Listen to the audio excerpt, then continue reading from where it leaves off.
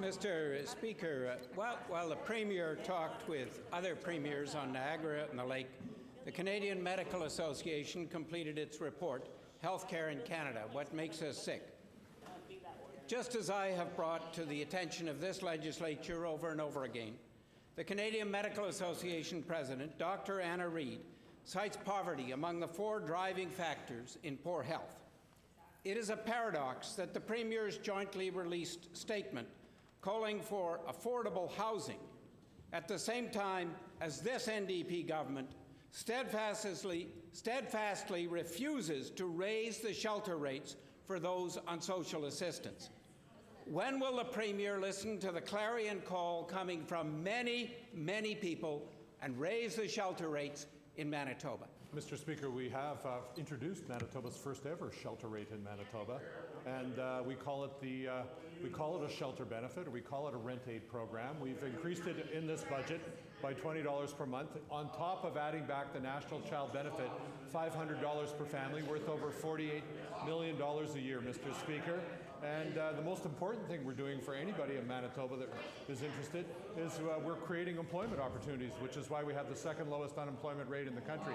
Poverty reduction is important. We're also building a record number of social housing units, at least 300 new units every year in Manitoba, plus renovations. We increased the commitment to increased social housing in Manitoba by 500 units in the spring budget, and we have a bill in front of the legislature to moderate rent increases as well through our rent regulation scheme.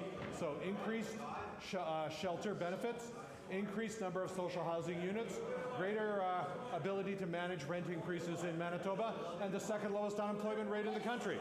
Mr. Speaker, the Premier tinkers without addressing the core and fundamental issues, and he knows it. Mr. Speaker, the NDP government has talked about poverty, but the evidence that its approach hasn't been effective is all around us, the increasing people using food banks, for example. At a forum that I hosted May the 12th of this year, addressing the effects of the PST increase on senior students and those on low income, Professor Sid Fankel of the University of Manitoba said that he had just completed an analysis of the all-aboard strategy of the province, and it has failed in its objective to reduce poverty. Miserably. Will the Premier announce today that he recognizes this failure and begin a new direction to address the core issues of poverty, starting by increasing Order, please. The honourable member's time has expired. Thank you, Mr. Speaker. To address the core issues of poverty, we need to continue to grow the Manitoba economy to create job opportunities for all Manitobans.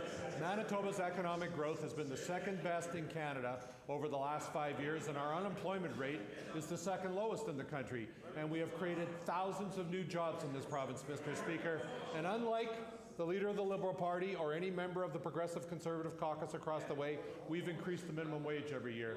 So all Manitobans have a chance to earn a decent wage while they participate in the labour market. And while they participate in the labour market, they are available, rent aid is available to them, they're able to get support for their rent.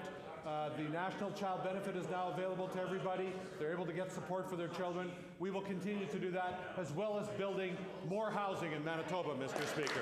Mr.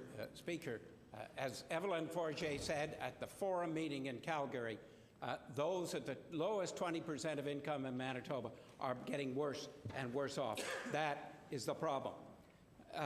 One of the reasons why too many of our children are not doing as well as they could be is that too many of the programs that the government has put forward, like Healthy Baby, when they're managed, have been found to reach less than 1/4 of those who are most in need. Shameful. I ask the Premier, what changes is he making to programs like the Healthy Baby so that they actually get to all those who need it? The previous government never made programs available in First Nations communities. We do now.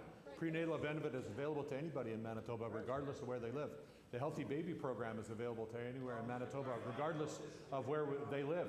And the projects we're trying to advance in northern Manitoba, where we have some of the most isolated communities with the highest levels of unemployment. The hydro projects will provide thousands of jobs to the people of northern Manitoba, and the members opposite do not want to proceed with those projects. They want to shut them down in their tracks. There was a time when no money was invested in northern roads in Manitoba. We now have a program that invests in northern roads in Manitoba as well as southern roads and roads all across this province. A program that invests six times more. For every dollar invested by the Progressive Conservatives, we're investing over $6 in roads in Manitoba. Creates jobs, creates prosperity, creates access to markets. And in northern Manitoba, we now have the University College of the North, which never existed before, which is providing post-secondary opportunities to all the people of northern Manitoba, Mr. Speaker.